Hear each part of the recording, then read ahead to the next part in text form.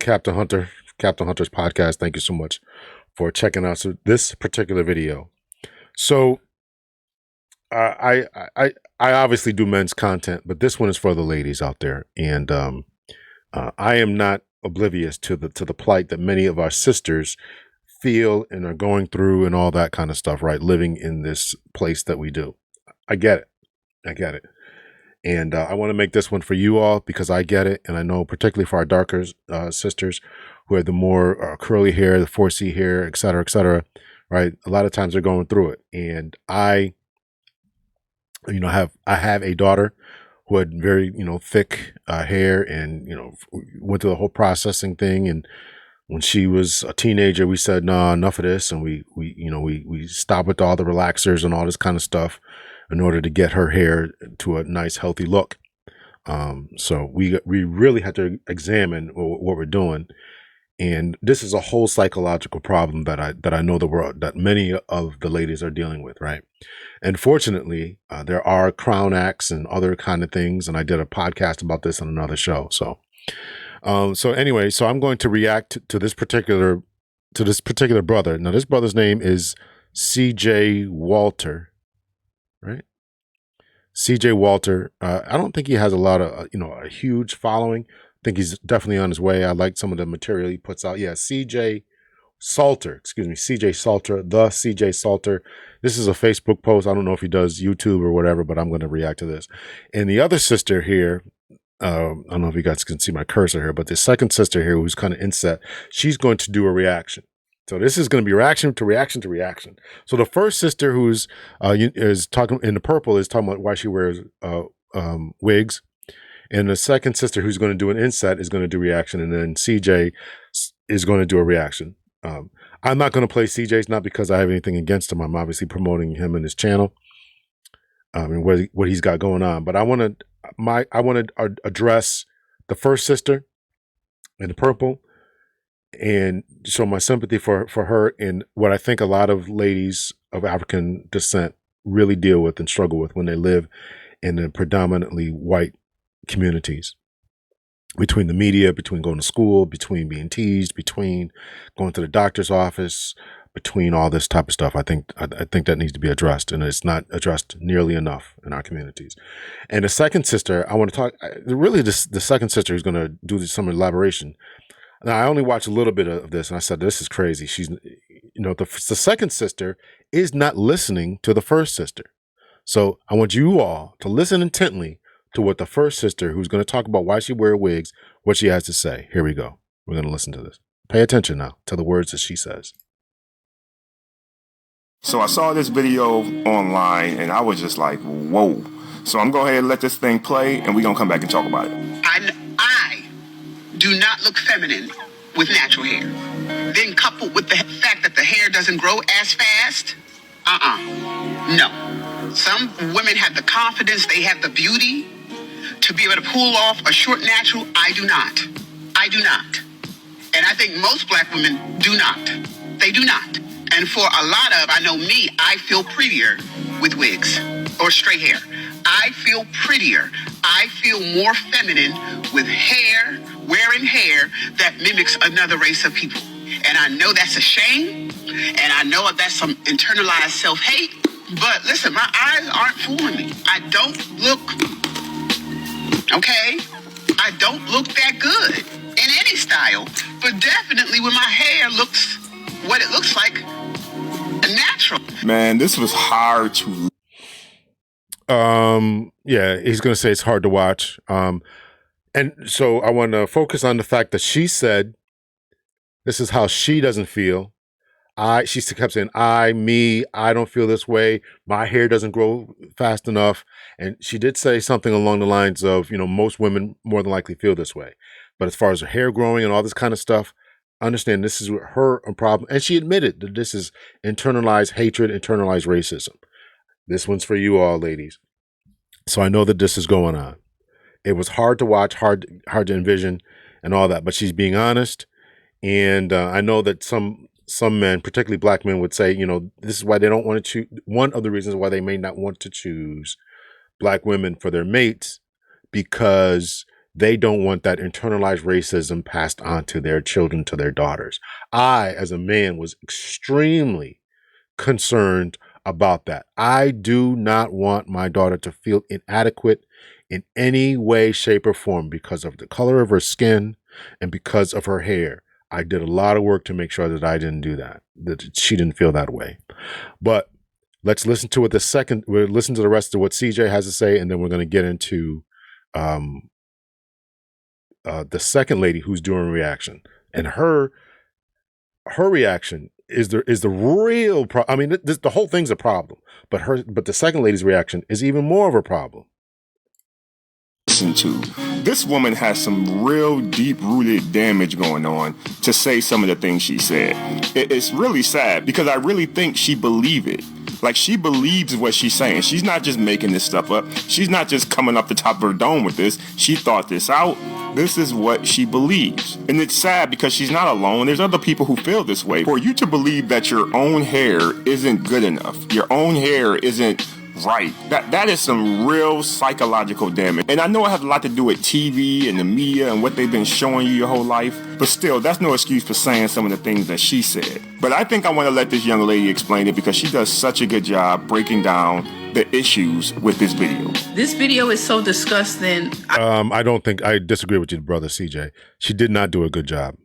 I just want to rip my ears out after hearing this foolishness. You really sat up on this internet with mixed company spewing this foolishness with a wig on your head that looks like if you stay in the sun too long, it's gonna melt.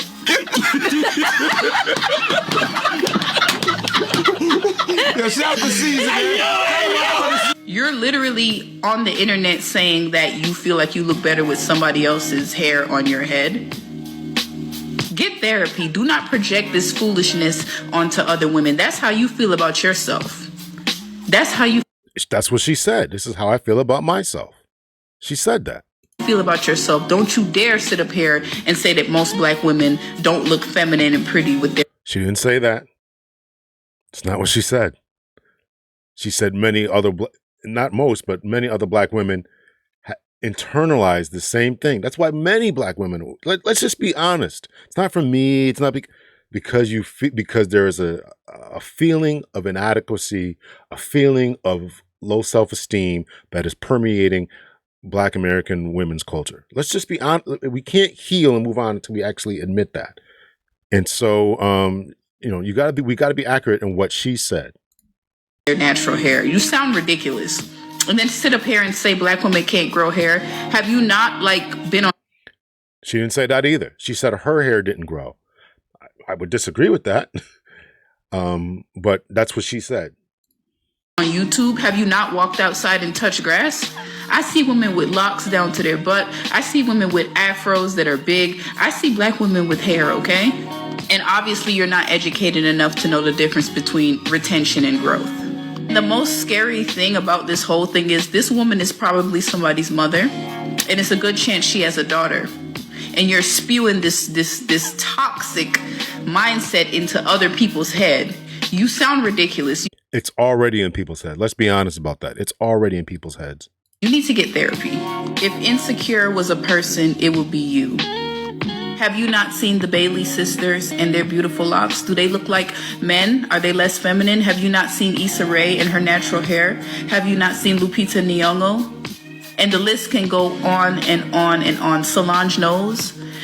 So this is the teasing that goes on. This is the lack of empathy that for what people struggle with. This is the I'm better than you. I got through it.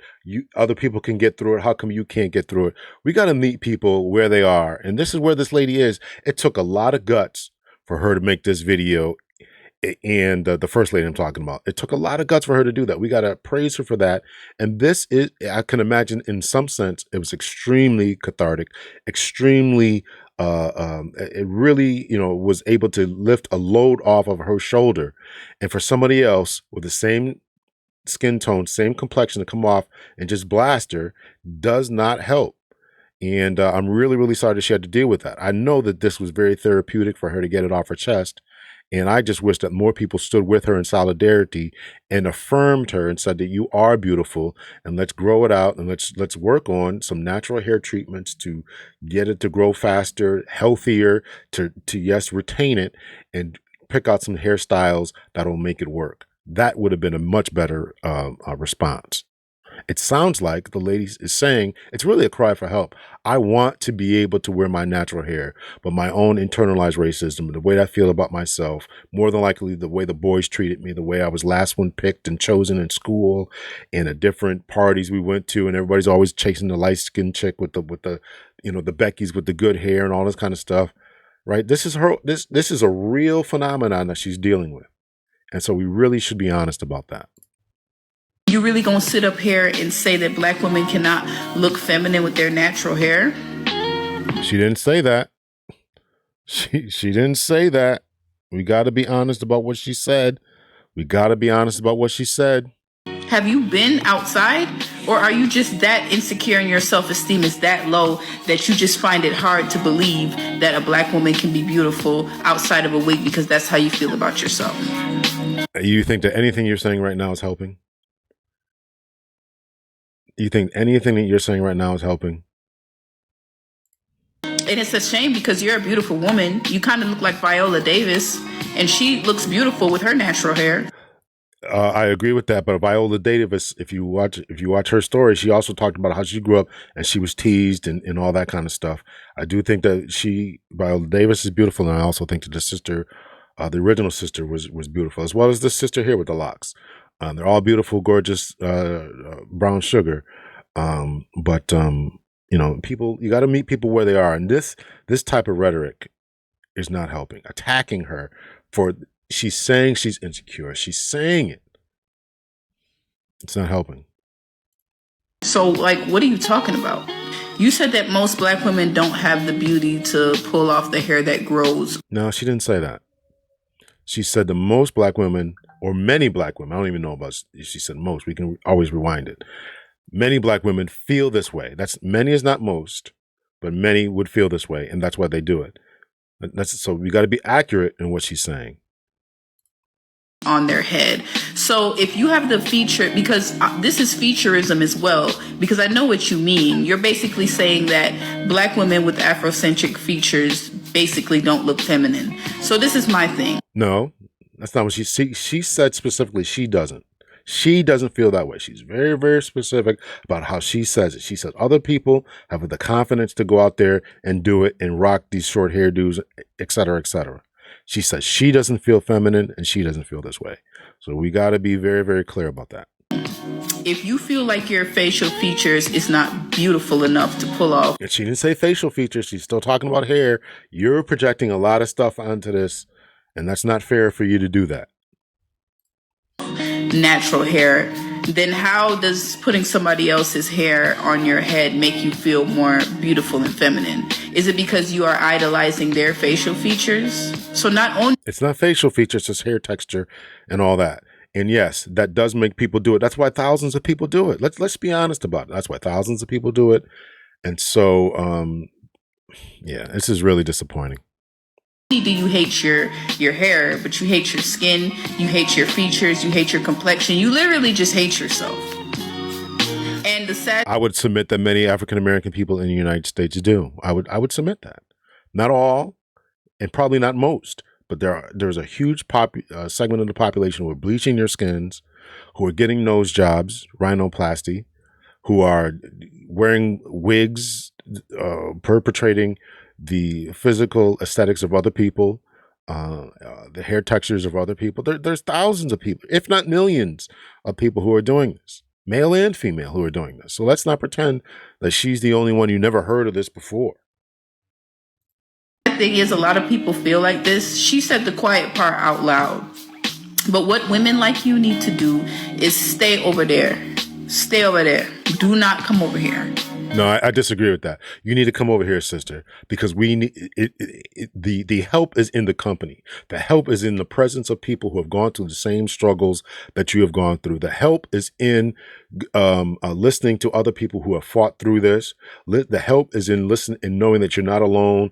The help is in the therapeutic presence of other individuals who can affirm you as being beautiful. Your hair is beautiful. Here's how we do it. Here's what we eat. Here's how we sleep. Here's the products that we use in order to grow it so it won't break off. Here's the styles that we had. That's where the help is. Isolating her, kicking her to the curb, that is problematic. That will do nothing but continue to isolate her. She'll be by herself, wallowing in her own bed of self-pity and self-loathing, eating herself, resorting to eating herself stupid, resorting to all kind of crazy extreme measures in order to get over the self-esteem issues. She's admitted she has a problem. Now is the time to embrace her. Because you're projecting that foolishness onto everybody else. And literally these type of people project this onto kids when they're combing the kid's hair. And if the child has loose curls, ooh, you got that pretty hair, you got that good hair. And then when they're combing their daughter's hair with 4C hair, oh my gosh, I need to give you a perm. Ugh, your hair's so nappy. Women like you need to just be on an island by themselves. And No. Women like you should stop pointing the finger at women like her and accept women like her and help to change her and help to convince her that this can be done. You are beautiful. You cannot be excluded from jobs. Men don't care. You can, or good men anyway, you know. I know, yes, there are men who have said crazy things about wanting light-skinned women and all this kind of stuff, but there are certainly good men out there who are willing to work with a woman with short hair and work with hairstyles and be affirming of what they want. So your rhetoric is more problematic than her rhetoric, because at least she's admitting she has a problem, and now is the time for someone to step in and say, listen, here's the method we can help to fix the problem. Stay away from the rest of us and stay away from our kids, because this is sick. But yeah, a lot of millennial and Gen X black women, y'all need help. But don't come over here with that foolishness. Do not come over here with that foolishness. You are talking about yourself. You do not speak for the rest of us. If you think you're the ugliest scum on the earth, that's your problem. But don't you dare project that, because when I step outside with my locks, whether they're twisted, retwisted, or not retwisted, whether I have my makeup, whether my hair is sticking up, I feel beautiful. And I've never had an issue attracting anyone, okay? Have a good day. Like I said. Okay, so I'm just going to leave it right there. So that you can head over to CJ Salter's page. Shout out to him. So shout out to him. I don't want to, kind of rain on his parade. He's always going to say what he's going to say. But I just want to say that I've truly found the second lady's words more harsh, more problematic than the first. Actually, let's listen to what CJ has to say, because I think he agreed with the second lady. I believe she did a better job of explaining the issues with this video. But there are a couple points I want to talk about. The part when she was talking about the kids and when the parents is doing that child's hair and they're saying those things to that child, or you got bad hair, you got good hair or bad hair or whatever, that's part of it. That does play a part into what... I am going to stop it right there, because I don't agree that she did a good job. I don't agree with she did a good job. Now is the time for her to be embraced. It's a cry for help. Look at her face right here. There's pain in the face. The eyes are the windows to the soul. There's pain in her face, and it's really disappointing. Really disappointing. So, let me know your thoughts, your opinions. I want to make this for the ladies. I always do content for the brothers, because I want men to become the best version of themselves. And but we gotta, and part of being the best version of ourselves is lifting and uplifting the sisters. At times, we have to stop and lift up the sisters. So let me know your thoughts and your opinions. Let's get the conversation going in the comments. Much love and peace.